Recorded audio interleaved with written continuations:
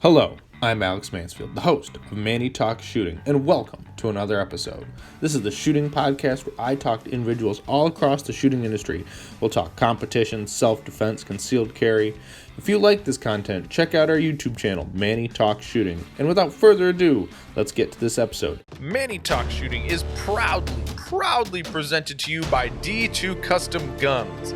Did you know that Phil the Groundhog isn't the only thing Puxatawny, Pennsylvania is famous for? That's right, D2 Custom Guns, the home of Dan Heizenreiter and one of the best, fabulous 2011 builders in the country. So make sure you guys go check him out, D2 Custom, anywhere you can see him on the social media, Facebook, Instagram, go check him out. If you see myself, Patches Reader, anyone with the D2 Custom Guns, make sure you go check him out, and you will thank me later. Now, let's get on to the show. Welcome, everybody. Welcome back to another installment of Manny Talks Shooting, the shooting podcast on the internet, because we live in a digital age. You people cannot live off your phones. If we had an EMP hit tomorrow, you would be struggling, and I know I would be too. But as you know, every episode is brought to you by D2 Custom Guns. Dan builds fabulous guns.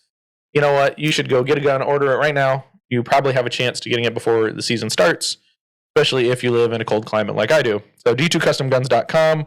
If you want to see Dan at a couple matches, he's the presenting sponsor for the Buckeye Blast and Area 5. So you'll see Dan and the crew. We're going to have hopefully maybe a gun to demo. We'll figure that out in the meantime. But hey, without further ado, we're going to talk to the man who I don't know is Mr. Mom, Mega Dad, super stay-at-home guy who lifts weights and has no excuses. It's my buddy Ben. How you doing, Ben? Hey, Manny. Thanks for having me on. I'm just pumped to be here. Yeah, we were going to you were going to come on the show when we talked to your buddy, Keanu. Yes, not Keanu Reeves, but everybody. It's okay. It's the other Keanu in Area 8 who does really good matches, so. Yeah, his matches, dude, it's like a Taylor Swift concert at this point, trying to get in the middle of winter, and they got 70 people in like 2 minutes filling that. It's insane now. Yeah, that is pretty intense. I will say that. And, everyone likes to go shooting when they can. I'm ready for outdoor season to start. But yeah, I absolutely hate the cold. But it was like 45 today, and last month it was in the 50s. We've had really good weather, but there's been 28 degrees and it rains a little bit. That's like you're questioning life choices at that point. Like, why are you out there? Because they're addicted to shooting matches. Yeah. But yeah, so Ben, for people who don't know you and obviously haven't seen you on Instagram, who are you and how did you get into shooting? All right, I'm Ben. As Manny said, I'm a stay-at-home dad. I've got 4 small boys, so they take up most of my time. Guns have always been the thing. I didn't find competition shooting till 2020, but growing up, it was BB guns. Eventually, shooting 22s in the backyard with my dad. I went in the Marine Corps. I was a machine gunner for 6 years. And that was a point when I thought knowing about guns meant you knew how to shoot guns, which obviously is not the case. I got out. I was a little bit of the bro vet where I was like, oh, I know what I'm doing.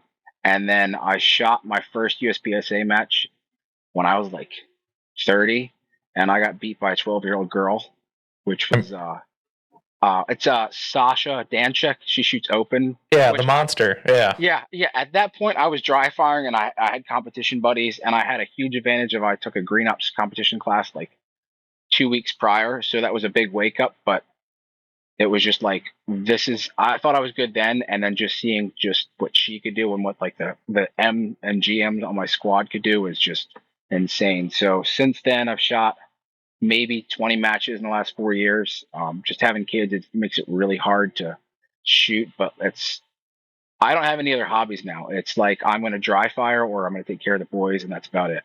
Which the benefit of dry fire is you can do it anywhere at home. So, well, this is true. You also usually have dry fire buddies. I mean, there's never a time where you're by yourself. Yeah, I got desperate when my oldest was about 18 months old and he could walk. I was like, we're just gonna dry fire, and then they got addicted to picking up the mags and giving them back to me, and so that was a big thing for like a year. And then when the second one came along, and once he could start chasing the mags, they would fight and like headbutt each other trying to get in front of the camera, and they'd fight over the mags. So we had to stop dry fire together almost because it just became a fight. Yeah, I mean that would be entertaining for a little while until it's like, yeah, you don't need a concussion, you don't need to kill your little brother. Yeah, yeah, and then it's like, oh, Dad, let's do something else. Like, well, I have the gun right here. We're trying to do, yeah. So, eventually, I gave up on doing it with them, and I just started getting up at 5 a.m. I think I listened to a podcast with Jay Beal talking about he'd get up an hour before his family got up and dry fire. So I did that for like 6 months straight before I shot a match. But it's like if you do that and you have no live fire and no matches, you get to the actual match and you're like, oh, I was missing. Like I was holding the gun instead of gripping it. So like I should have just started shooting matches years before you'd make up so much time that way. Oh, 100%. So, which is insane is that you even find time to dry fire with the four boys, right? Like, Yeah, well, it seems like they keep getting up earlier and earlier, though. it's a curse because it's. I was like, all right, I'm just gonna start getting up at 5 and working out. Um, and I'd have like a 45-minute window, and then it's like they get wise to the fact that I'm working out, so they're like, we're gonna wake up sooner. So sometimes it's like I down a 200 milligram caffeine pre-workout, and then the baby wakes up and needs to be put back down, and you're like twitching trying to put him back to sleep. Now it's just whatever, drink pre-workout, dry fire, work out with them, whatever works, and just throughout the day, since I'm home a lot, and I like crotch optics, I will just take my carry gun, put my carry gun away, get my match gun, which is just a full size PX4, and I can just dry fire around the house and then not worry about the gun being out. Yeah, that makes it. You do what you got to do, brother. Right? Like it's like one of those things. It'll get at some point. Yeah, I think Steve Anderson talks about it. Like, I forget which or the big names talks about. Like, the guy never had a set dry fire time. He just never didn't have a gun in his hand, and that's kind of paid off a lot for me. I want to think it was Rob Latham at some point. I want to think Might have been. That's who I want to think who it was.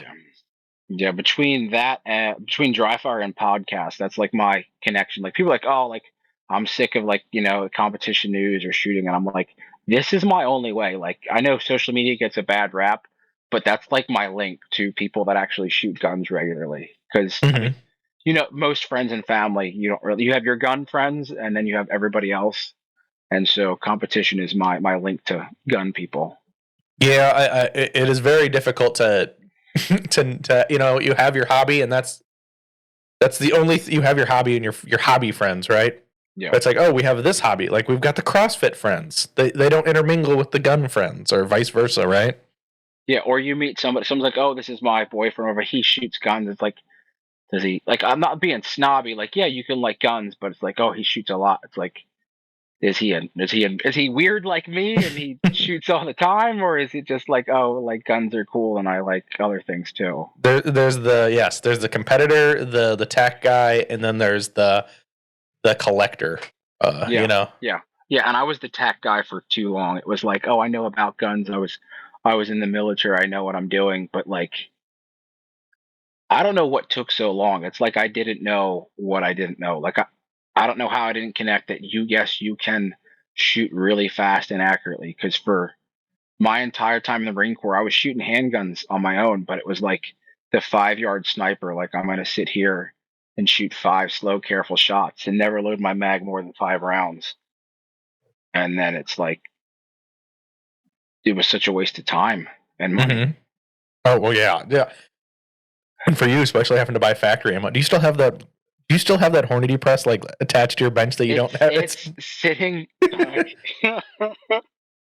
I have, I don't know, 20,000 casings sitting around, but it's just the time to load ammo. Plus, like I don't have primers, and I truly think now if you don't already have primers and everything stockpiled, or you're not shooting open, then factory ammo is.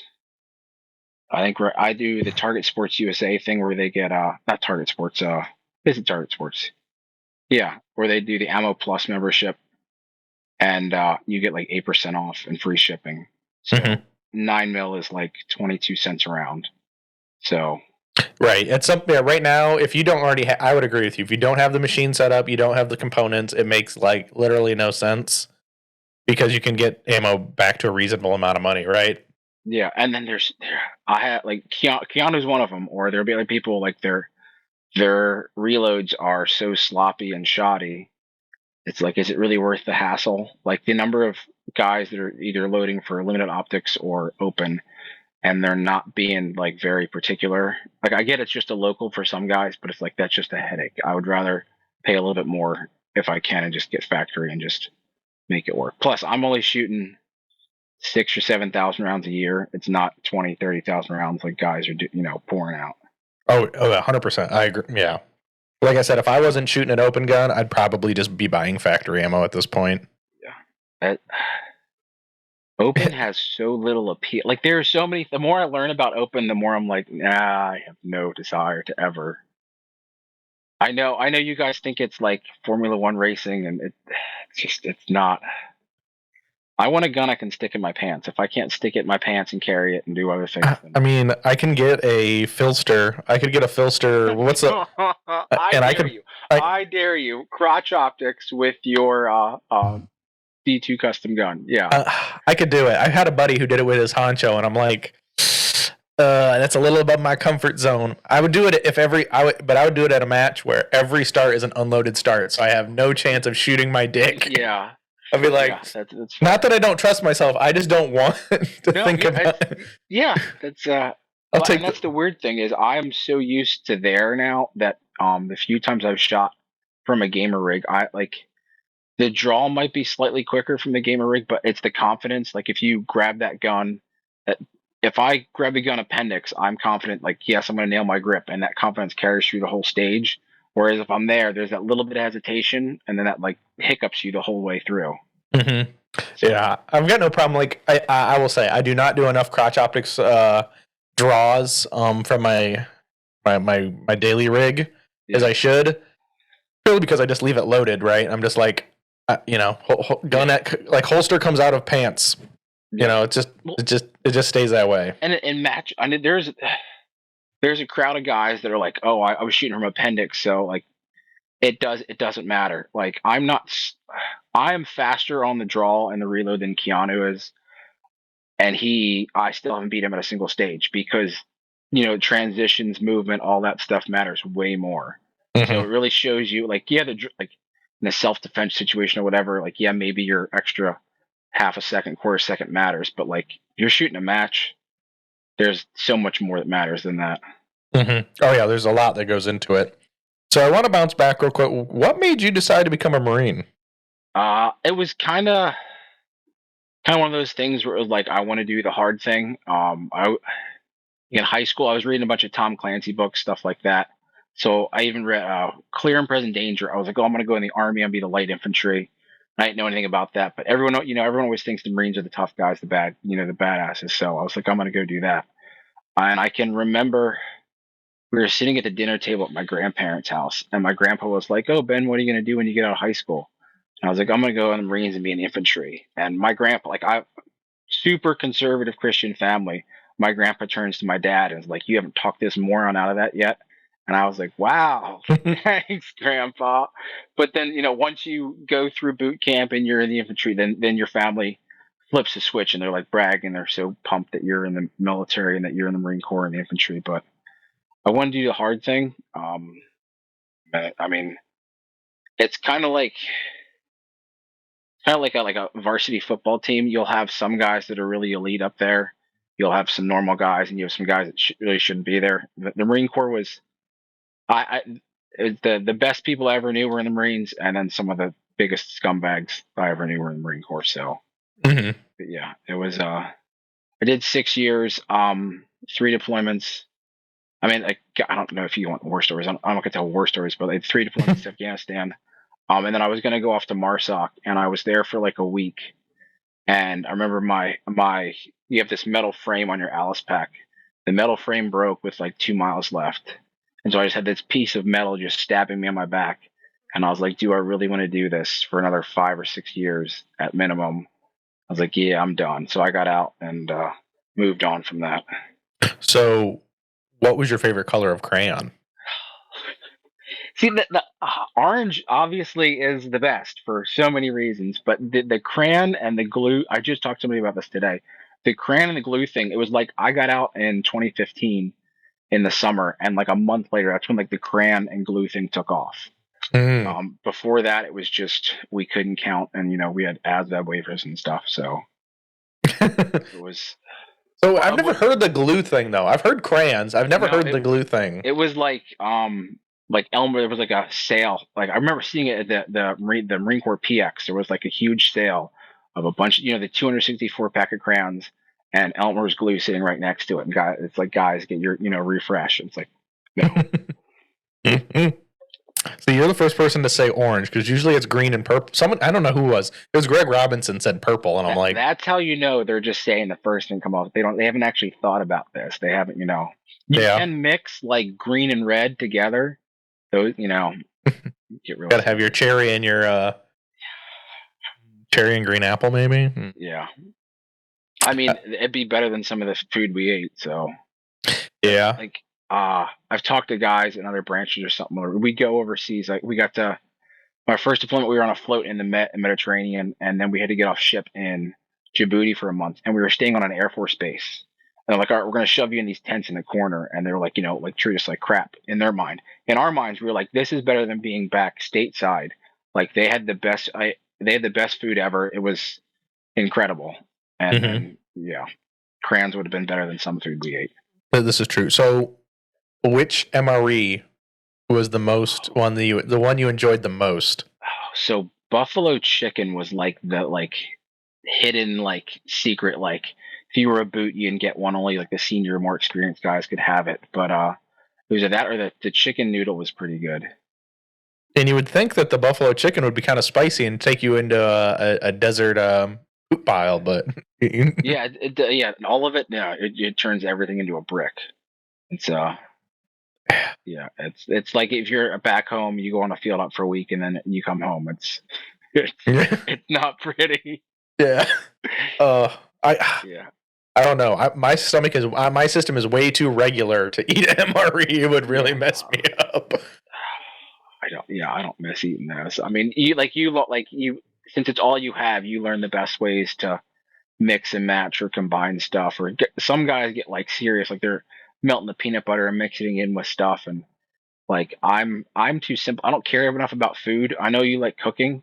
Mm-hmm. I'm one of those people. It's like, oh yeah, I can spend 10 extra minutes and add spices and make this taste extra good, or I can have 90-second rice and some plain chicken, and that's me. Just get the food and go. I hate cooking so much. So who cooks at home? My wife does the majority. I can make scrambled eggs, tacos, and chicken tender salad is pretty. Or I'm really good at driving to go pick up food. Yeah, I'm really good at that. With a van full of. Is it a van? Is it an SUV? No, we have a Hyundai Santa Fe, and then we have a Toyota Sienna minivan, which my kids will happily tell you we used to have a red van, but Daddy crashed it, so now we have a white one. They do literally. My wife sent me a text today. She was driving somewhere, and our oldest was like, "Mom, are you a good driver?" And she's like, "Yeah, I'm a very careful driver." And our 5-year-old is like, "Daddy's not. He crashed our red car." They were fine when I crashed that. I was trying to keep the 3-year-old who was like 1 awake, and so I'm turning around smacking him, and I ran through a 4-way stop. It was my fault, but my wife came and got us after all said and done, and I had to drive away from the accident. And I'm literally driving away from the accident, and my 5-year-old who was 3 at the time is like, "Daddy, don't crash this car." Dude.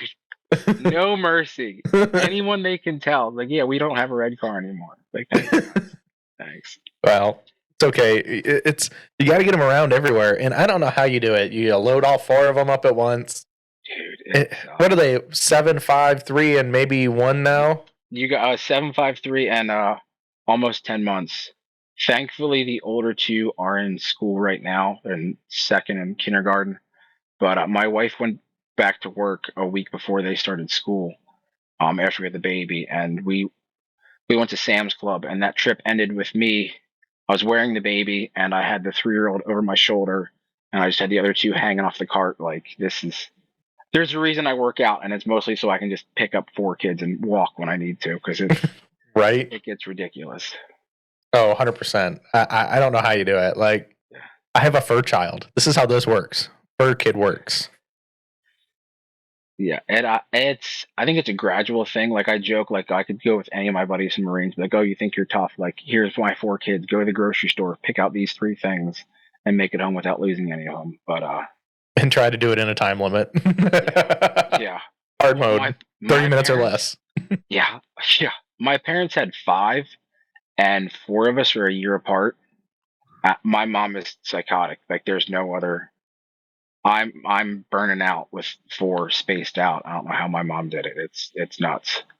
Yeah. Well, she was allowed to beat you in public, though. That's true. Well, she had the pinch. She had the tricep pinch. Like she would come up like even when I was a teenager. If you're like messing around in the grocery store, and she would come up and pinch you, and like that would send you back to kindergarten. You would just your brain would reset. It was vicious. Remember back in the day when you could actually parent your children in public without being like people just kind of like acknowledge, yeah, it's okay. It's yeah. Nowadays it's like, how dare you? Like I see those videos like of these kids just throwing stuff around the grocery store, and it's like you just like somebody like take this kid. Like yeah, we don't do that here. It's yeah. So I bet you're glad that 2 of them are at least in school now, so you don't have to have 4 of them all day long. Yeah, that was summertime is good because it's nice to be outside all the time, but when it's all 4 of them, it's just like I need to breathe because it's literally the moment I wake up till like an hour before I go to bed. There's kids running around. My mom started coming a couple months ago. She started coming every Tuesday just to give me a break because it was just.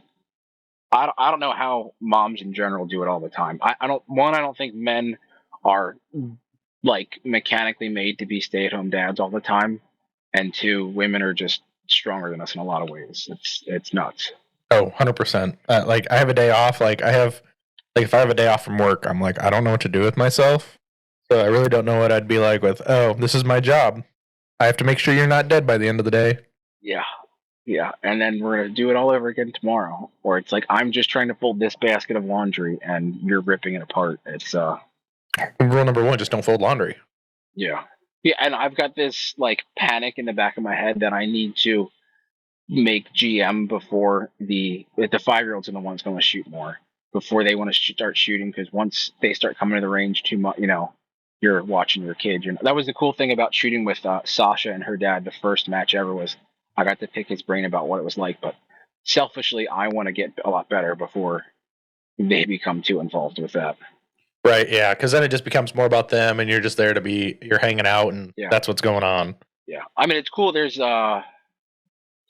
John and Hunter. I think Hunter's an M class, and John's A class. The Clarks. And Hunter just went off to the Army. But it was cool seeing them shoot. Like it's him and his adult son shooting together is cool. But if you're bringing your 6-year-old, you're babysitting. You're not shooting for you. Yeah, you've met Chris Galnett, right? Yeah, I just shot with. Well, we weren't squad today, but yeah, he was there today. Yeah, like he'll bring one of the boys, and then they're just chilling in some golf cart with some other adult. Just entertain him. He'll be fine. Yeah. I need but my 5-year-old would be happy with that. It's just trying to keep him to keep his ear and eye pro on would be the. He's going to shoot 22s a few times, but that's his kick right now. Yeah. So go ahead. No, you're good. Go ahead. I was going to say I don't like. There's some guys like I'm like, oh, I didn't even know you had a family because they're at a match like every weekend. It's like, how do you? I'm finally figuring out. Like my wife and I got a balance now where I can make it out. Once a month I can make it to a match and I can make it out. Usually on Sundays I make it to the range with a couple buddies, but yeah. Yeah, I don't know. So how did she? She just decided to let you have Sundays to be a little bit more free. Yeah, I think it was kind of like she could just saw the gray hairs just sprouting on my head, and she was like, "Luckily, my local range is 15 minutes away. It's outdoor, and it's not set up for USPSA, but it's a pretty large bay. And if no one's there, it's me and a buddy I shoot matches with, and another friend of ours, and we just set stuff up and kind of make it work for a couple hours, on a Sunday. Sometimes it doesn't work out. Obviously, kids and life get in the way sometimes, but about 3 or 4 times a month we make it out there and shoot 150, 200 rounds. Well, that's good. Yeah, and that's the nice thing is when the range is close. I just joined a range that's 15 minutes from my house, 5 minutes from work. So like I'll be able to go practice once a week right after work on one certain day. Yep. that have got no obligations right after work, so I'm able to just leave the stuff in the car, drive to the range, Yep. go And set up real quick. This one's 5 minutes from preschool. Our preschool's at our church, and I've taken the pastor and his wife, who are the godparents for boys. I took them shooting, taking a few other people shooting from preschool there. Like, my goal is to get every preschool dad to shoot a little bit, because I figure you're going to be around my kids at some point. So I'd rather you get a little bit better at shooting than just being oblivious to it. Right. Well, and you never know. You never know. Those kind of places do and can get targeted. So it's always better to be yeah, exactly. the pack. And I did just find out the teacher for the threes class that we've known for like 4 years. Apparently, they have a range out to like 1,500 yards on their farm. So I need to make use of that at some point. But yeah. Heck yeah. Go shoot long range or something. Go do, because use that green ops rifle training that you took. That was fun. LPV, like the whole 0 to 500 is fun.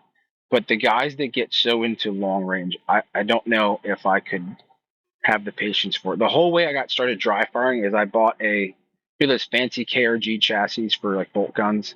Mm-hmm. I got one of those, and I was like, okay, I have this fancy thing. I should start dry firing with it. And so I started getting up in the morning, and I did like 2 days of that, and I was like, this is really boring. Maybe I should bring a handgun down. And then I've shot 14 rounds through that KRG chassis in like 5 years, which is awful because those aren't cheap, but handguns are so much more fun. You know how many Langdon PX4s you could have for that chassis? Yeah, exactly. Yeah, I have 4 right now. I don't think I need any more PX4s. Yes, you do. You need to get the full size. You got to get the. You can have some more 92s though.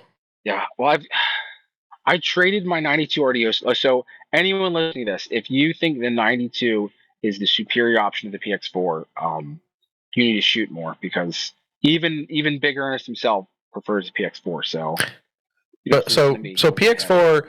What happens if they added more weight to it? What happens if they made it like tungsten infused? So I have mine. They did get Locke has a backstrap now. Langdon got them to make the backstrap full size. This had like 4 ounces, and then they came out with their guide rod. I don't know if you can see that. Mm-hmm. Their guide rod in spring adds another like 2 ounces, so it's actually almost the same weight as the 92 Elites, like 32, 33 ounces. Okay, so you can get it up there in weight. Yeah, with the when the GSDs came out with that thicker barrel, it was already like 29 ounces. So the compact's still chunky, but it's like 26 ounces. But so the PX4 GSD, right? Yeah, German Shepherd dog. The big thing that sucks is it's the grip. Like, everyone's gonna say you need texture on there.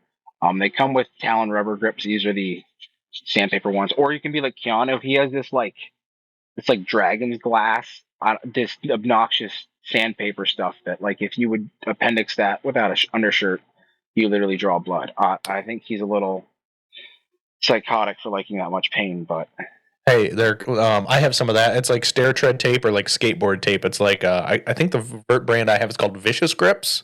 I think that's exactly what it is. I think it literally murders your hands. Yeah. My baby hands right now. I don't know. Yeah. I mean, my baby hands would be bleeding. Yeah, I used to just wrap cheap like Black Diamond skate tape, but then I'd be carrying the gun and like running around playing soccer or something with the boys, and I just 20 minutes later my entire belly is raw, and I'm like, yeah, do I really need this much grip for my carry gun? But that's what I miss about the 92 is you could get lock grips on there, and that was the big thing the 92 said. But I actually traded my 92 RDO slide away for my first full-size PX4 because the 92 looks better with iron sights. It just it looks a little funny with the RDO is cool, but this is plus production's fun. And if an EMP went off, like your intro said, if an EMP went off, then production would be popular again. That's the only way it'd be popular again. I am devastated. I came in, I shot 3 matches in carry optics, and I switched to production, and it was so much fun. And then like winter happened, so nobody was shooting, and then it's like production completely already died. So like once in a while there'd be an M-class production guy at one of my local matches, and I'm like, oh, I want to shoot production. But otherwise, there's half the reason of shooting a match is to see how you stack up against other people, and today there was one dude shooting production out of 77 shooters. Oof. I'm not. Yeah, That's rough, and it's sad to see that it died. yeah. I do have I did pay for a GSD without an optic cut, and I did add Dawson front sight, so it's set up for production. But every time I go to shoot it in a match, I'm like, I want to get better against people there. So Limited minor, man. Yeah, I mean there is a couple good limited shooters, but like where I live, I am impossibly spoiled by the people that shoot. Like on my squad alone today, I had Luke Cow, Keanu Sai, we had Wampler, Omar, what's his name?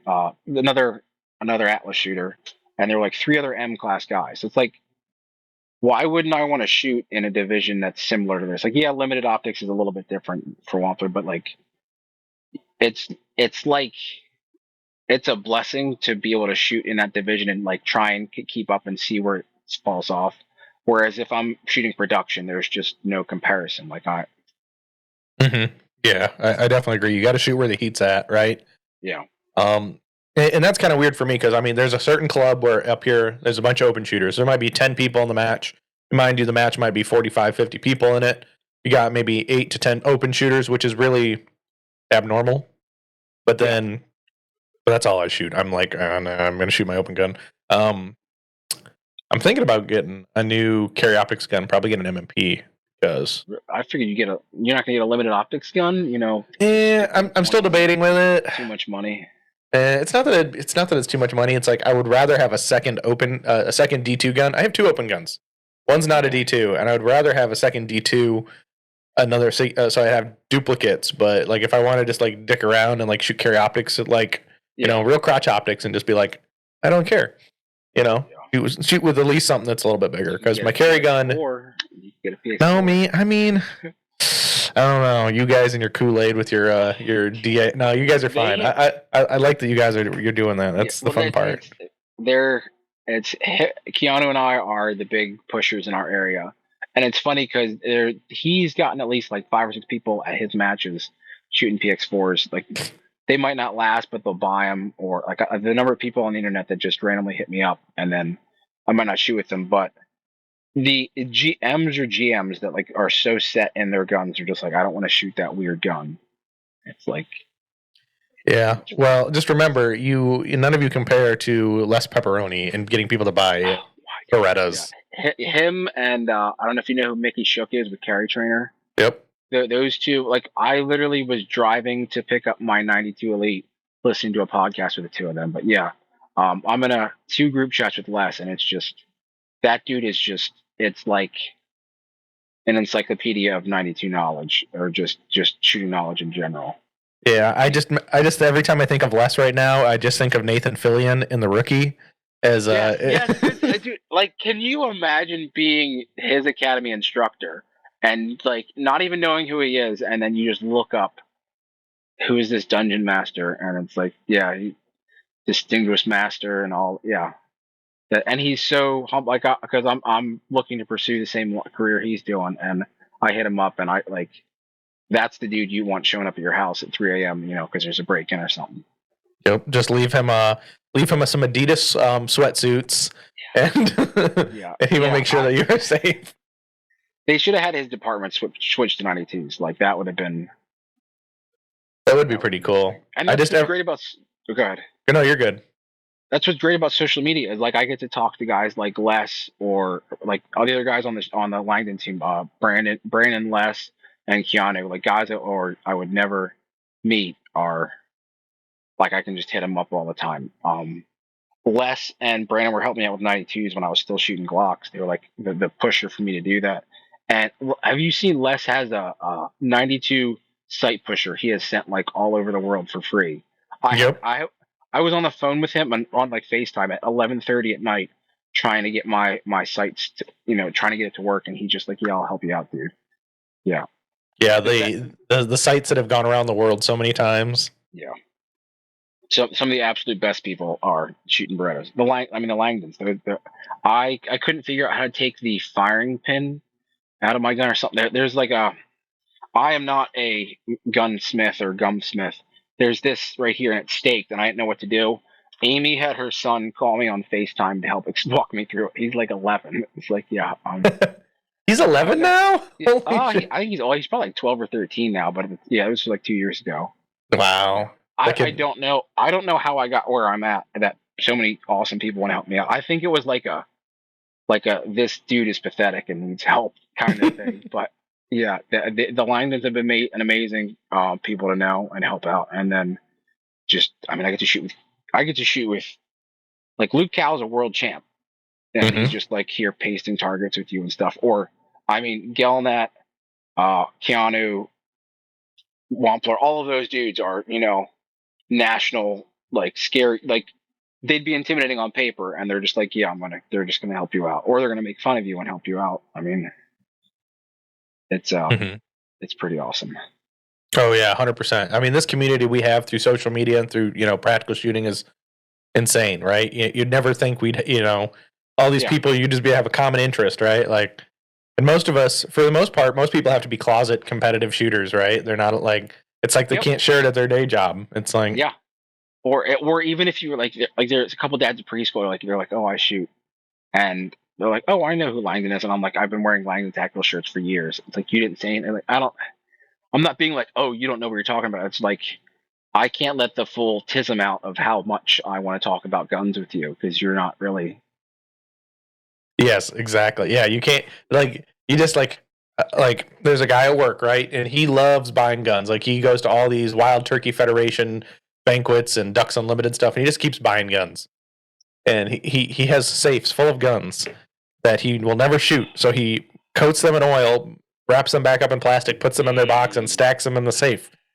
And I can't it's so hard to be like, I like what you do, but I can't share my full hobby with you because you'll never do it, because you'll never shoot your gun. Now he's going on a suppressor kick, which is more entertaining because he's like, I'm like, why are you buying suppressors? You don't shoot your guns that you do shoot. Like, you don't shoot guns. Like, why do you need a suppressor? They just look pretty on the shelf. Yeah. And the problem is they're not even on a shelf. They're all in safes. So, like, you can't even look at. Yep. Yeah. Or you get the guys.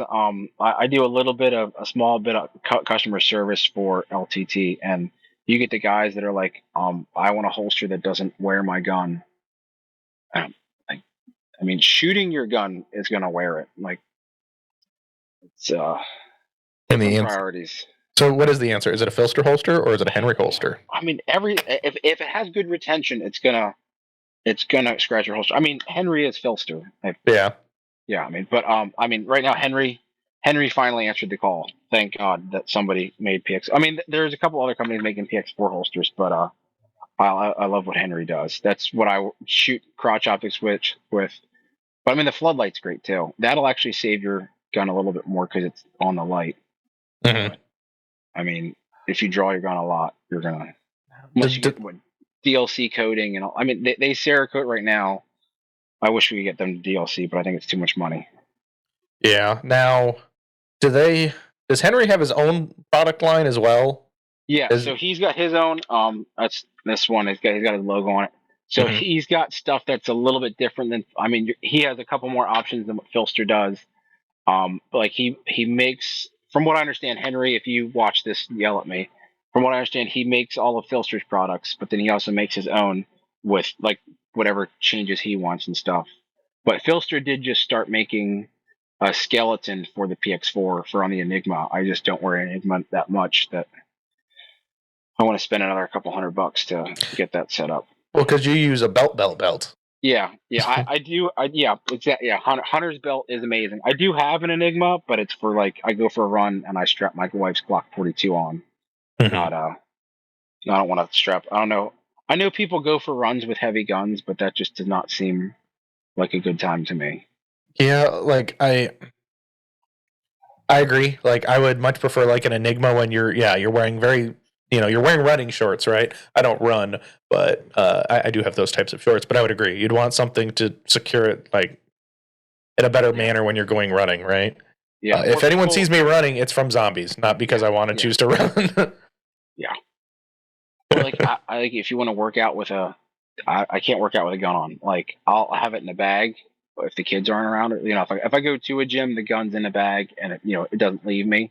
But working out, like you can't. There's so much stuff you can't do with a gun shoved down your pants. Yes, I agree.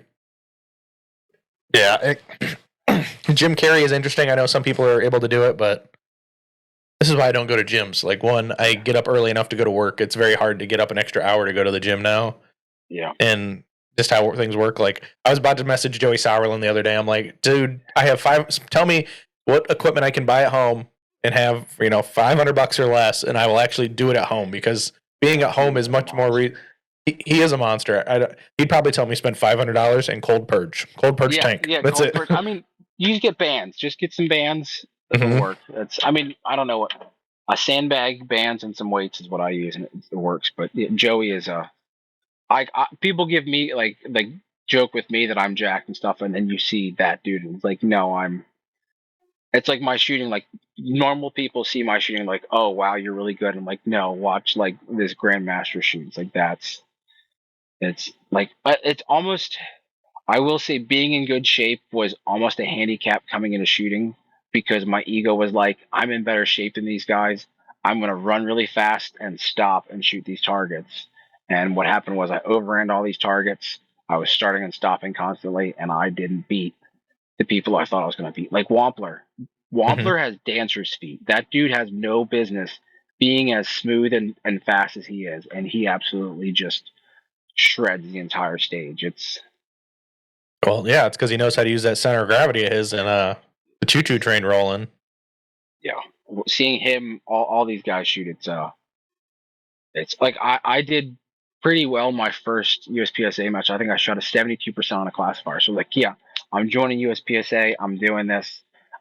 Next match was a month later, and I shot a 6% on the classifier, because I was like, I'm gonna like burn this down. I want to make M class like right off the bat, and I had like 2 mics right off the bat. Like, yes, it's not how it works. Yeah, that's always the worst part. And then you don't know what you don't know, so you don't zero the thing. Yeah. So then it still counts. And then you're like, my 70% got brought down by a 6%, so we're near, whatever. Yeah, and that I was shooting, so I shot like 4 matches that year, and I shot like 2 the next year, and some of them didn't count. So it took me like 2 years to actually get out of. I think I qualified as C class right out the gate. After 2 years, I qualified as C class because I still had that 6% dragging me down. Ugh. So, if Keanu would start doing some classifiers at his match, maybe I'd get out of B class. But that was like. The focus was like, oh, I need to be A or M. Now it's like, I just want to try and keep up with these guys. It's because you'll see, some B class or A class dude that like shreds and keeps up with M or GM. It's like, that seems to matter more than what your letter is next to your name. Right. Well, and just like you said, like if clubs that they shoot don't necessarily run classifiers, you're never going to move up. That's the hard thing. Like, I myself, like I'm working on starting a club right now, and there's the talking with the people who are letting me do what I would need to do. It's like, do we run a classifier every month? Do we only run the 4 that we need to be affiliated? And what do the shooters want? Do the shooters always want one? Do you want to always have to set one up? I mean, it all depends, right? Yeah, because sometimes it's like, I know the way York would always do it was they'd have a short course in the same bay as the classifier, but then that becomes bogged down, or it's like, does the short course even matter? Like, is it worthwhile? And then you'll have like all classifier match, and it's like half the people won't even want to show up. So like, I don't want to shoot that. Right. It all depends too. Like, I think classifier matches have an appeal either at the very beginning of the season, or at the end of the season, because you're going to go shoot majors. So if you want to go shoot majors, you at least want to be classified appropriately or not. So then that's why they'll have them. Like, and I mean, yeah. And what I do with a classifier match is I'll just go grab or borrow somebody else's gun. Like the last classifier match I shot in limited optics with the limited optics gun a buddy had built. Okay. So I'm like, okay, I'll have fun. The next classifier match I'm supposed to shoot this year, it's like in the middle of the season. I'm going to go shoot PCC. Like, I don't care. I'm like, did you build one? I know you were piecing one together for a while. Did you? Yeah, it's in the safe. I just got to put a red dot on it, and I'm terrible. I stole a trigger out of like one of my ARs. I'm just like, I want to make sure this thing works because I put I listened to Jason Clark and Mark Schulte on the buffer system to put in it. Okay. And I'm hesitant because, it's one of those, it's a short stroke system. So the bolt doesn't go back far enough to lock the bolt open. So I'm just like, I want to make sure this thing actually works right. So I stole a mil-spec trigger out of a gun, and I'm like, okay, it functions. Now I can put a nicer trigger in here. But no, I just got to put a dot on it, and then I'll be shooting Outdoor Dynamics PCC ammo out of it. PCC is kind of like open, where you have two people that show up to a match. They look like they're going to be awesome because they have this really cool gun, and they absolutely suck. And then you have the open or PCC shooter that just absolutely shreds. Like I can't remember what his name was. There's an M class guy around here that shoots PCC, and he was the first good PCC shooter I saw. And I just remember seeing him shoot through a stage, and I'm just like, what just happened? Like, I didn't know you could do that. Yeah, and you're right. There's the people who, and then they get lucky because they can hook up with a PCC, or they just don't know what they're doing. Like the indoor match I was talking to you about before we started, we'll have PCC shooters come in every once in a while, and purely because we kind of do like a standard stage, and you're like, well, we're going to do freestyle strong hand. Okay, so it's freestyle for a PCC. You're like, oh, you beat everybody by 5% or 10% because you don't have you do the reload and then you're back to normal. That's why practice score needs to get to the high overall. Mm-hmm. Then they give out high overall trophies and stuff, which means major and PCC are just. Yeah, it's. Well, and I wish that practice score actually didn't show the joint overall. That's all anybody sees at first that's what they look at and who won overall. Well, yeah, and then you look at it. Okay, so say the guy who won the match was shooting carry optics. So then everyone in carry optics is relatively the same percentage when you go into the carry optics field, but then everything else gets shuffled around when the second place person who might have been 5% back on the carry optics guy shot open, and then percentage. Yeah, and then you're trying to explain results to somebody outside of like who knows practice score is impossible. Yeah, or you'll beat somebody in your division, but overall they might have like one place higher than you. Yeah. Well, and that's the problem with based on the person who won the match, their percentage off of them. Yeah, it's just a pain in the ass. Yeah. Get rid of practice score. Get rid of overall, or put it at the very bottom. Put it in the back. Yeah. Yes, you don't have to. Instead of it being the first thing that pops up, you get to choose what pops up and. Yeah. Well, and I've had some issues lately because we did some fixed time stages at our indoor match. Okay. And people are like, well, my placement's all jacked up or the times are all messed up. They're not messed up. It's the fact that the fixed time, you don't enter a time. You don't have to enter a time in for fixed time because whatever the time is what it is. Because the tablet tells you, but people can enter it or hit a button and then pull it in. So it skews with all the data a little bit. And I'm like, I can't help it. Like people punch to the button to pull a time in. That's the one bad part about commander timers is you hit the button, it's going to pull it in. I have trained people locally. Don't enter the time. Hit the little button. Someone's still going to be like, "What's the time?" And I mean, that's fine. They can always ask the time. I'd rather them ask it, but you don't have to touch it. Don't press it. Just hit the little button. It's going to pull the time. All of the data that comes with, and I wish there was a way on the timer just to like push the data to it. Yeah. So you didn't even if they pushed in the number, you could still get the data because the data is what's more important to me. Like if I'm like for you probably like if you used commander timers, you would love to see your difference, but your chart between you and Keanu, right? Yeah, which I do. It takes me like 5 minutes to remember how to get to that viewpoint. But yeah, they use AMG for all stages, which is nice.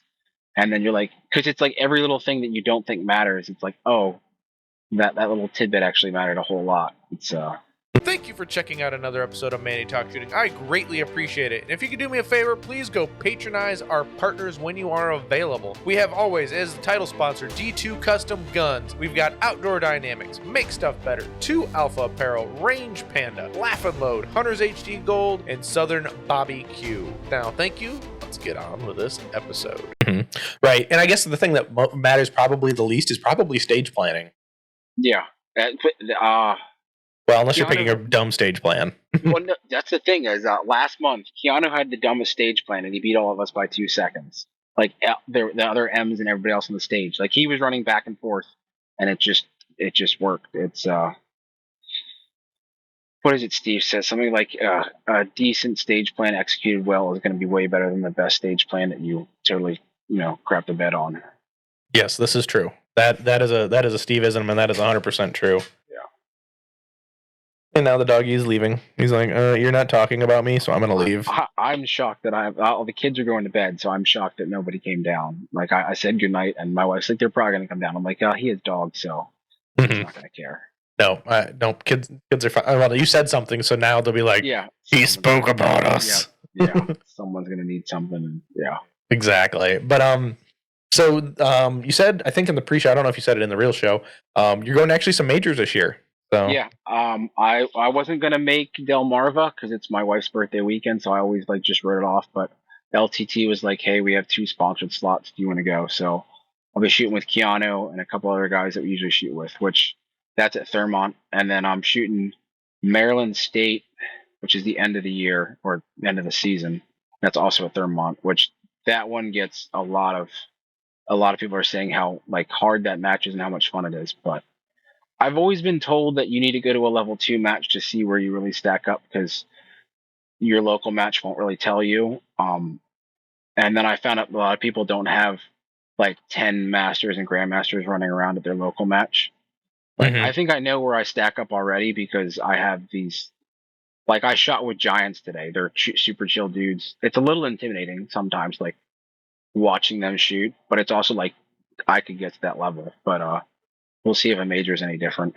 Yeah, well, and that's the thing, right? When you have the heat at a match, your local match, that's what makes or breaks the difference, right? Like for me up here in Michigan, we're getting better. Our shooters are getting better. We have some GMs now.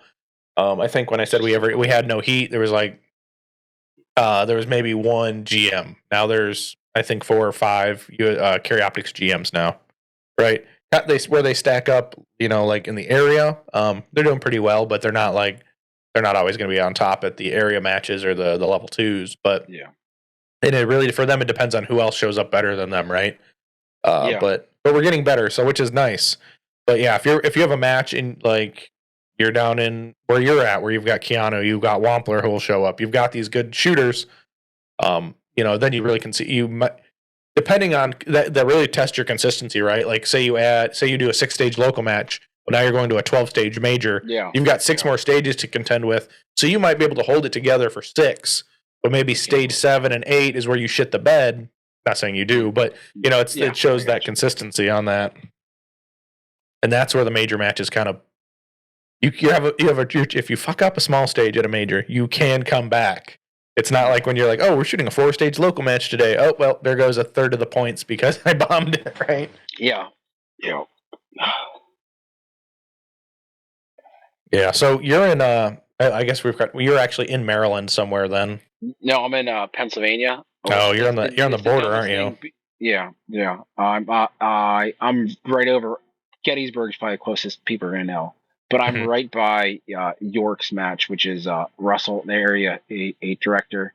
His match is 25 minutes away, and I haven't made it in like 2 years because for whatever reason, like it's a holiday or something with the family. Keanu's match is an hour away down in Thurmont, Maryland, and that one just seems to work out every time. His match is also York's matches are fun, but they are like hosey, and they're all 32 round stages. Keanu's matches are you could have an 18 round stage and you're going to work your butt off, and it's going to be a lot of fun, but it's going to be a lot more challenging. Like shooting production is easy. It's fun at York because it's not the shots aren't too difficult. I think I would probably be a lot more stressed out trying to shoot iron sights at 30-yard targets on like half the stages at Thurmont. Yeah. Okay. So I pulled up the USPSA map to see, like, yeah, you're kind of in the middle. That's really well, you must be closer to York than Gettysburg. Yeah. So yeah, I'm right by York. Yeah, I'm in York County. West Shore is here. I just haven't shot West Shore at all yet.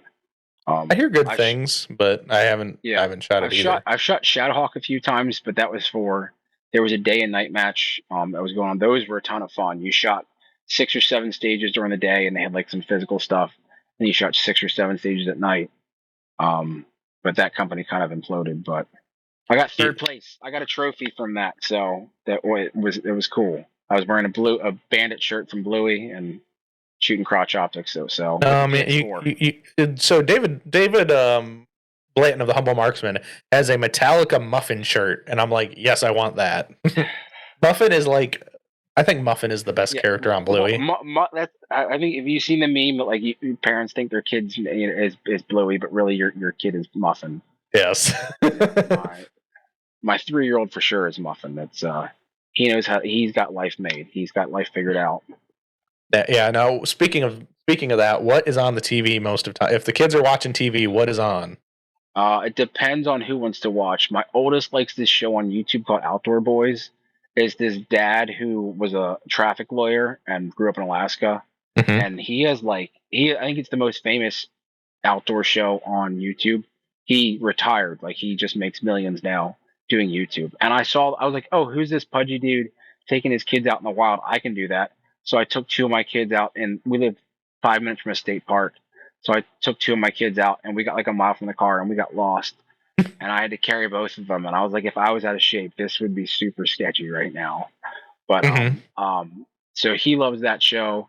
My 5-year-old likes Ninjago on Netflix. The 3-year-old is really into Bluey right now, and the baby doesn't care about TV at all. He just like he likes seeing himself on the phone. Like if I put the camera down, he will like run to the camera. But yeah. There's nothing wrong with watching Ninjago, the 5-year-old. I don't know, like I get nostalgic as hell sometimes, and I will just watch cartoons on like my Netflix account. I like Bluey. We put off Bluey for so long. I don't know why we put Bluey off. That's a Ninjago. I'll be trying to read a book or something. I'll be like, oh, I'm actually watching this a little bit. Okay, this is exactly. It's like that, and I don't know. Like today, the last couple of days, I've been watching the Mighty Ducks. I've been watching the movie. That is some nostalgia. Holy cow. I watched the movies, and then I was also watching the animated series, and like I'm like, all right. I mean, I remember these or Gargoyles. I remember Gargoyles. Yeah, a little bit. Yeah. Darkwing Duck. Yeah, and then DuckTales and Tailspin.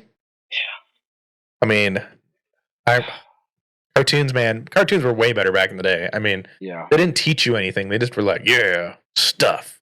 There's also a lot more violence back then. Subdued violence, though. It's not like... Yeah. Like, oh, his hat floated up out of the water. He died. But they didn't say he died. You know what I mean? Yeah. It's okay, though. I mean, cartoons nowadays, it's like, I don't know. There was a family child who was over here the other day, and they're like, their lingo and their slang is like, what are you talking about? Like, or they're trying to text you. I'm like, what does this mean? Like, your abbreviations mean no sense. Yeah. You're okay. Your kids don't know how to text yet, so well, maybe they do. Maybe the oldest one knows how to text mommy. No, he does not. I have no desire for that bridge to ever be crossed. You don't get and you probably remember back in the day. I don't know. When did you get your first phone? I was 17, maybe 18. I had to pay for it. Like it was not like it was like you can be on the family plan, but you're paying for this. I was a senior in high school. How old are you? We're the same age, right? No, you're. I'm 30. I just turned 30 this year. Wow, 2024. 34, so a little bit, yeah. Okay, so I got mine when I was. How old was I? I mean, maybe 13, 14, maybe. But that's because I rode the bus home and I was home alone. Yeah. So between getting home and I rode the bus, it was like a half-hour bus ride from school to my house. By the time you weave and you zig and you zag. So she at least like, have my old hand-me-down phone. You can get a hold of me if you get stuck or something, or call, my grandparents or my aunt, who are more feasible to get me if something happened. So, and then by the time I got home, we had a landline, so I could have called when I got home. But yeah, that's why I had a phone. But we lived out in the boonies, so might as well have a cell phone. Yeah, my phone now is purely for Instagram and filming terrible dry fire shooting videos in my basement. Well, I'm thinking about,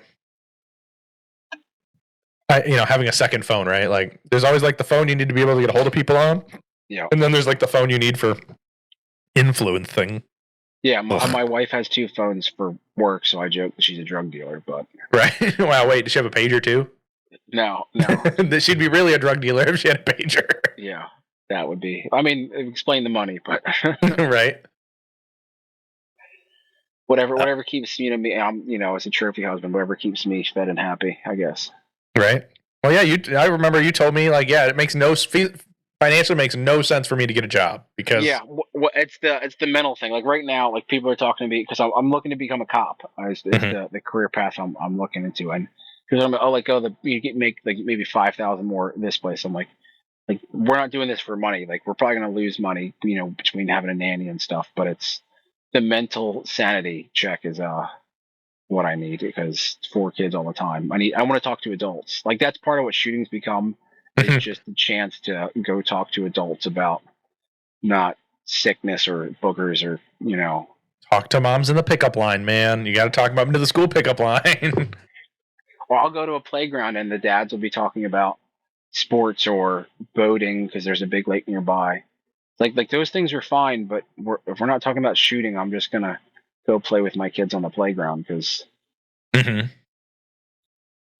more fun that way. And it's less creepy because they are your children. I get to do I get to do some stuff that you see an old playground, you're like, oh, I want to go swing on the monkey. It's like that'd be really weird if you didn't have kids with you. Or I was a coach at a kid ninja gym, like Ninja Warrior, but for kids. I got to coach for 3 years, and I got to learn to do a backflip, which was awesome.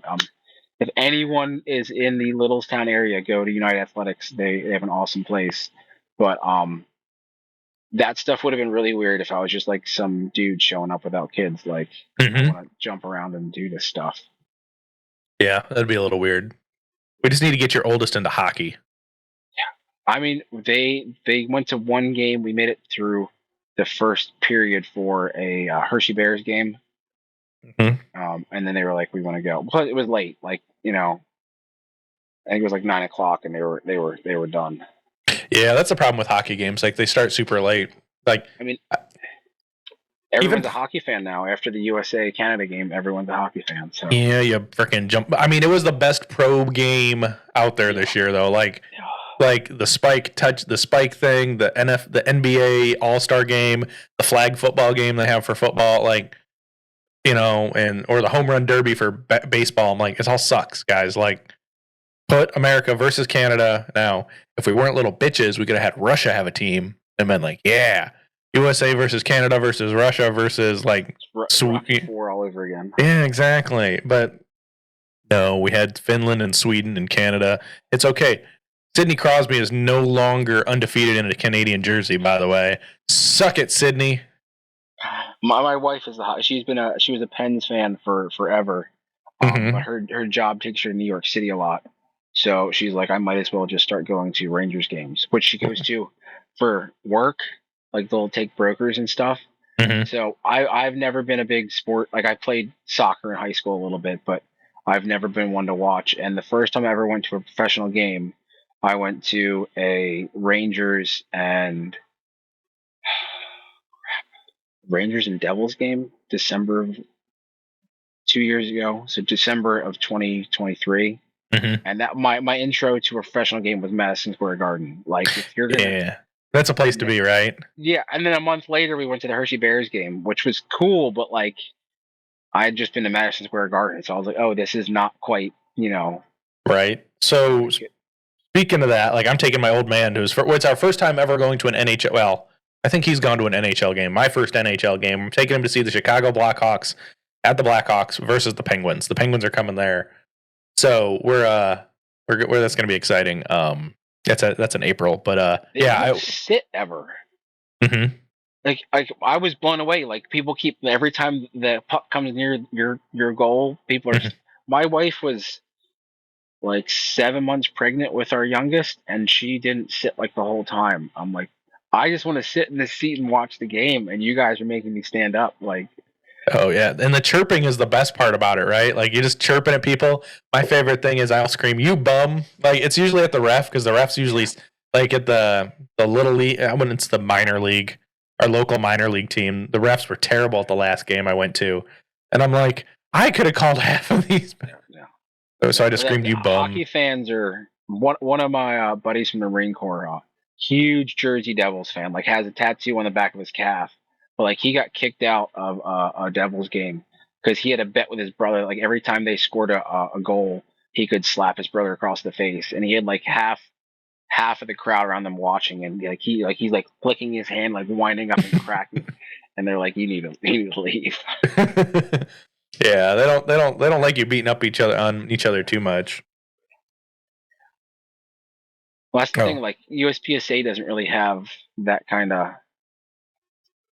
I know people talk about getting video or something, but it doesn't have that fan base. No, exactly. It doesn't. It's not as appealing as as like Prime Sports. I mean, like there could be a way, but hit factor is so difficult to explain to the outside world. It's like now can't really, unless they had like a camera with the numbers popping up every shot they hit. But like I see people bring their families to a match, and like the family sits and watches the whole match, and I'm like, I love you guys, but I don't want you to come do that. That's be really boring. Plus, like all the dumb jokes and stuff, I don't want my 3-year-old kid hearing the yeah, exactly and stuff.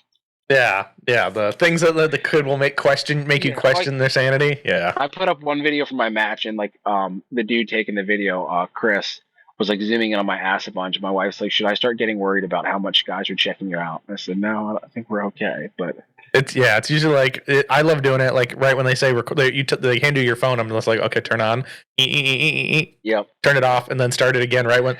But I also tell people if I don't normally hand people my phone. Yeah. Like I do for the hat cam. Well, the hat cam. You have the thing, yeah. The sky cam. So I just hit a button like when they're pasting for when they give the make ready to the person in front of me or the person who's shooting, I'll turn the camera on just like Yellnet. Like I have a little remote. I hit the thing. Yep. Boop, it starts recording, and then I just edit it later where it's just right at standby. It's going to start rolling, and then I shoot the stage. But like indoors, I just tell people, here you go. I'll edit it later. Half the time I forget to hand my phone off. And it's like, oh, I didn't get match video. Or I got two stages out of 5, or yeah. Mm-hmm. And they were your bad ones too. It's not even like they were the good ones, so you can't really like doing it for the gram. Yeah, sometimes I'll film Keanu or something because I want to. Like I'll post up on Instagram like PX4 side by side, and I filmed his first stage and he had like a major malfunction. I was like, oh, you're making the gun look terrible. His springs have been worn for like 2 months and he didn't swap them out. I mean, the dude that has springs coming out of his butt for his company couldn't swap his own springs. So remember, you take care of customers before you take care of yourself. Yeah. I will say I have been pimping those lately to like a couple of group chats. The stands, the stands are amazing. Like the dry fire stand he's got. Yeah, his new mag pouch. So I was gonna pimp this later. He's got a crotch optics mag pouch. It's magnetic. This thing works. He's got a little insert to make it sit even higher for compact mags, but these are coming out March 1st. I got one last month, like literally, like showed up to the match. He's like, "Here, try this out," and I shot the whole match with it. Like, the dumbest thing to do is get new gear and use it immediately in a match. But these things, they're solid. They work. Yeah, and I can't even remember God, what is it? It's CSRG, Competition Shooting Resource Group. Yeah, I can remember the acronym, but every time I'm like, oh, I want to just put .com at it, and it's like, no. Yeah. So I guess we're going to Google, bitches. Yeah, Ben 10 saves you 10%. I don't get any money for it. It just Ben 10 sounds cool. Hey, I'm cartoons, not man. Yeah, I'm not sponsored. It's just he sends me stuff to try and. I'm a bit of a Neanderthal. I break things. Like before his followers came out, I can remember like my wife was on a work trip. It's like 11 o'clock at night, and I'm like trying to load my mags in the living room and wondering why it keeps breaking because the first couple iterations weren't working out too well. Yeah, and I found it was csrgstore.us. Because it couldn't be like .com or anything. Gosh, Keanu. He's got to be different. He's got to be. Yeah. No, and then if you want to get the most capacity for carry optics, you can get 25+1 in APX War Mag. Can't do it with anything else, but you can with his springs and followers and an extension. That is pretty cool. Not gonna lie. Everyone needs to get a PX4. I mean, yeah. No, not everyone needs. No, because then the problem is then they wouldn't be hipster guns anymore, and then they'd be the mainstream thing, and then you'd have to find something new. No, see the thing is, it is like the weird gun. Like nobody else has one, but like that's not the like. I've almost quit a few times with the PX4 because it can be frustrating. Like having before Springer came out with their second gen extensions, like the first gen had this little set screw that would just get destroyed when you dropped your mag, or you didn't have holsters that worked, or like I'd want to go back to Glock because at Glock you get a Filster Pro holster, get Henning extensions or whatever you want, and like you don't have to think. if the PX4 was more mainstream, that would be cool. I mean, Langdon Tactical pretty much is a one-stop shop. It is nice that you don't have to shop around. It's like I don't have any options on extensions because it's literally this. But if more people had them, it would be. I'm not shooting it because it's unique. I'm shooting it because it's fun. Plus, the barrel rotates. That is unique. That is fun. Mm-hmm. Well, yeah, that's the coolest thing, right? Yeah. Now I couldn't remember. Wasn't the carry gun? The carry gun didn't have the rotating barrel, right? No, it's the subcompact doesn't rotate. Okay. So the full size came out originally with a thinner barrel. They came out with the compact that has the heavy thickness like profile of like a 40 cal barrel. They came out with the compact. So the compact's kind of like a PX4 1.1 or 1.5, whatever. And then the GSD that they came out with the beginning of last year is they finally put the heavy barrel in the full size. So the compact, I would almost rather shoot the compact than the original full size, just because it's got that fat barrel that it just recoils so much softer. I thought it was hype. I thought Ernest was full of it. I thought it was like, this is just marketing. And then the first time I shot it, my father-in-law had gotten one, and I honestly thought he had a squib. Like, I was like, what just happened? Mm-hmm. So, and then I got RDO, the red dot cut, and it just, from there, the 92 was just doomed to go to the dust. Right. Well, I mean, I don't know. I would love to see JJ shoot a PX4. I've seen him talk about it a few times. I know he likes them, but I mean, it could just be he's Beretta, so he's safe. But I'm gonna chat with. I think you've had them on. Big Ben Seiden. He refuses. He's not gonna shoot the PX4s. He likes his 92s. But Cameron Templin shoots PX4s sometimes, and Fabio shoots them sometimes. Mm-hmm. So some of the Beretta team they're about the PX4. And then on the LTT team, Brandon Powers and Les are pretty set on their 92s. And Jared out in California, he's set on his 92s, but he has a PX4 and he does talk about liking it. So Keanu and I are slowly infecting the world. Right. You're like the flood, man. Yeah. It's maybe not that bad, but yeah. Because I hosted Ernest in 2021. He had a class out here in PA, and there were no PX4s. Everyone shoot, either 92s or Glocks or your regular stuff. And at the end, I didn't feel like loading my mag, so I just grabbed my PX4 because I had full mags for that. And he was like, "Oh, hey, like, what hole should you have for that?" I was like, "Okay, he's actually interested in this." And then I didn't have an optic on it, so it kind of a snubby little gun with irons isn't that appealing. And then once they got the optic cut going for it, it was just like, this is so much cooler now. Right. Well, and you think about it too. Nowadays, if it doesn't have an optic cut, it's not. It's dumb, right? Yeah. Which people are going to say like, oh, it's so much more money. Like, that is the big downside. Is you do have to pay Langdon to do the cut. There's one or two other companies that do it. I'm not going to say anything bad about them. I'm going to say the ones that have perfected it and have the system down is Langdon. And you're going to pay for it, but it's just going to work. You're going to get the optic cut with the plate with the corresponding iron sights, and it's just going to work. Yeah, and it pays to go to the people who know what they're doing, right? Like, yeah, that's why I tell people you go to D2 Customs. You're going to get a gun that's going to run. Yeah. Somebody's going to take care of you. It's like you go to Langdon when you want a 92 or a PX4 to have it all done, right? Yeah, because there's guys that want to shop around, like, oh, I found this part here, I want to send it to them. And I'm like, I don't care if I'm saving, $20-$50. I just want to buy it straight from them. I'm going to get it done that way. And it's just going to, like, I know there are guys that like to tinker. There's guys that want to fiddle with guns. I want to just get the gun and have it work. Especially the other big thing for wanting to switch to the PX4 was it's got the trigger return spring is like 3 times bigger. So on 92s and, CZs, everyone's always breaking the trigger return spring. With the PX4, it's not, I didn't think it was going to break. I did break one last year somehow. But trying to strip down a 92 frame when 2 kids are in the room with me and one's flying a 50 cal round around like an airplane and the other one's picking up all these little parts and asking me, what's this for?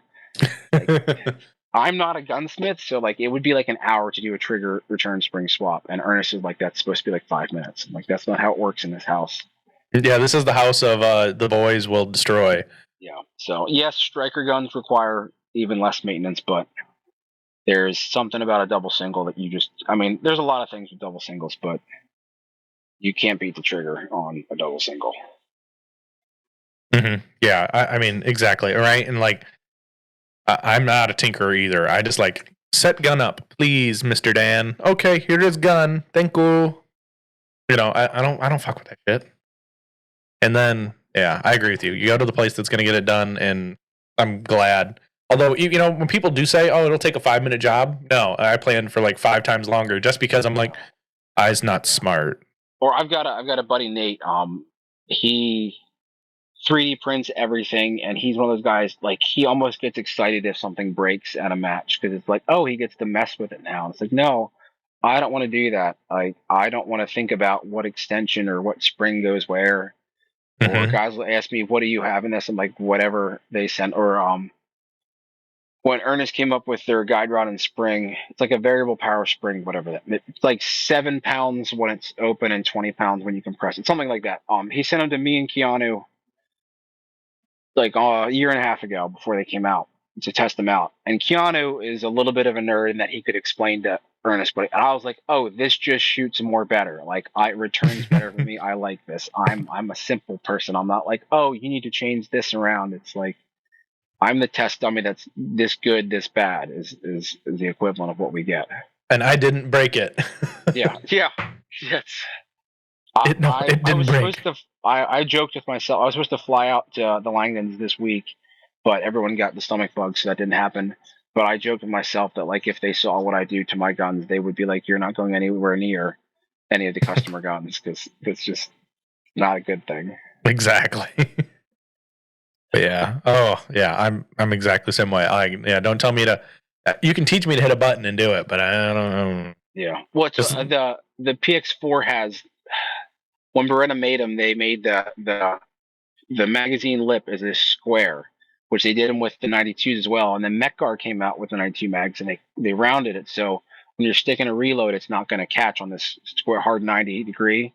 Well, the PX4s, you have the hard 90. So Ernest is like, "Oh, you can bevel these." So they used to do them themselves, and he sent me a couple. And then I got a Dremel, and I tried doing it, and they are just the ugliest things. I mean, it works a little bit, but it also like shaves my up lula when I'm loading my mags because the edges are so sharp now. So I don't know what I'm doing. It's we gun shooters, not maintenance techs. yeah. I cran eater. I know no. You just whatever works when it comes through me, then it's gonna work fine. If it doesn't work after me, then it might work for other people. But yeah, it's I mean, the guns shoot. It's just, it depends on what you want to do with it. Right. 100%. Well, Ben, we're near the last couple of minutes I've got with you, but I guess my first question is like I got a couple more questions, but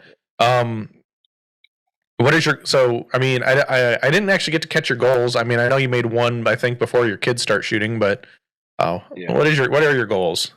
This year I want to make it to M this year. That's my goal this year. I like making Grandmaster isn't a secret. It's just kind of like, are you going to put the work in? But I think this year I can make it to M. I'm going to shoot 2 majors. I'm going to hopefully go to the academy this year. That's not really a shooting goal, but I just want to shoot more matches, really.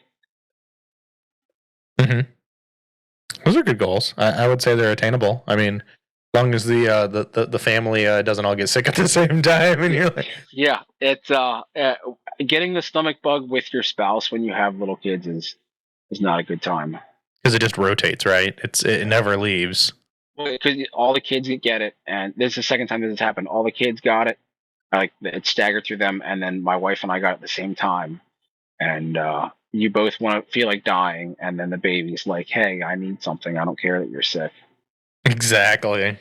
Yeah. Oh, I want to try and shoot. Like, I'm on the LTT shooting team, and my joke is I'm tired of being the worst shot on the team. They don't say that, I say that, but I want to shoot with.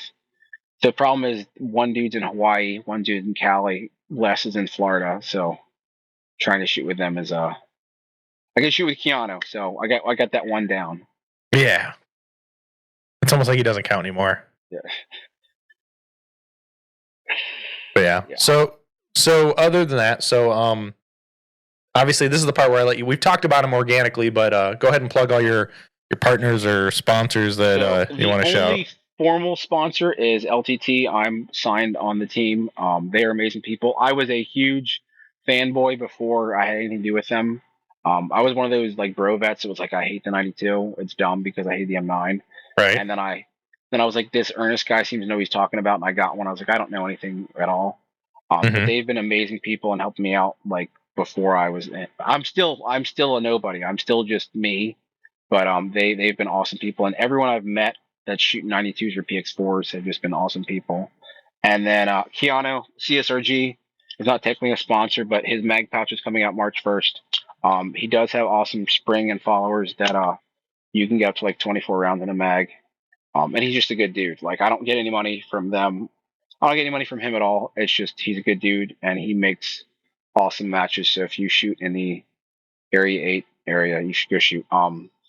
Henry Holsters is not a sponsor. He did send me this holster to test before it came out because there was only like 5 people using PX4s. So hit up Henry Holsters. But other than that, I guess it sounds weak, but my wife is the one making the money. So thanks, honey, for paying for most of this. Right. At least you're not saying like a Discover card or American Express. Yeah. I mean, like the people have worked out like childcare is expensive, but yeah. But I think that's it. Yeah, that's the fun thing is you don't need to. You just take your carry gun and go shoot a match. Yeah, exactly. 100%. I agree on that. But Ben, if people want to get a hold of you and follow your stories of being an awesome dad and trying to manage life while with four young boys, where can they follow you at? Yeah. I am Neb_Nazenhaj on Instagram. It's Ben Johnson backwards. I made some stupid story when I was in high school and the name stuck around. So I was just like, I'm going to use that for Instagram. So you can hit me up there. If you have any questions about PX4s or 92s or why you should buy from Lion Tactical, I'm not a shill. I don't get paid for sending you to them. I have a link that I never ever use, but like go buy stuff from them. They're awesome people. Or even the Beretta boys. I mean, they're not all strictly Langdon guys, but go shoot Berettas. They're fun guns. Or just go shoot in general. You don't need to shoot a Beretta. Like, just have fun. Like people are like, oh, like why should I buy a PX4 if I have this PDP? I'm like, do you like the PDP? Go shoot the PDP. Just go have fun with it. Oh, 100%. I agree with that. Go shoot. Go have fun. But Ben, brother, thank you for hanging out with me and chit-chatting. We've talked about this one for a while, so this was a fun one. We got to talk about a bunch of cool stuff, so I really appreciate you coming on finally and making it happen. Thank you for having me on. I don't know if we talked about shooting that much, but yeah, it's been all over. That's my life now. It's like shooting gets pieced in a little bit at a time is how it works out. But thank you for having me on. No problem, and thank you. And listeners, get out and do things. We're going to see you on the next one.